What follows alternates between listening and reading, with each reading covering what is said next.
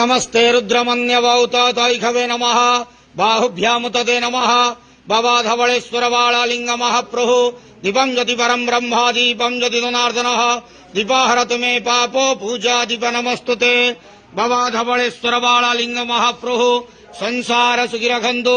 आज आषाढ़ मास कृष्ण पक्ष द्वादश तिथि शुभ रविवार रे समस्त श्रद्धालु भक्त मानक श्रीपद करंतु मनस्कामना पूर्ण करंतु कर्म क्षेत्रोन्नति करंतु ग्रहरिष्ट खंडन करंतु जगतर मंगल करंतु विश्वर कल्याण करंतु आपणकर नाम प्रकाश करंतु सेवकर डाक श्रवण करंतु समस्त गुआवसा भक्त मानकर मनस्कामना पूर्ण करंतु। बाबा धवळेश्वराय बालालिंगाय नमो नमः। संसार सुखी रखंतु आनंदे के वार हरि बोलो।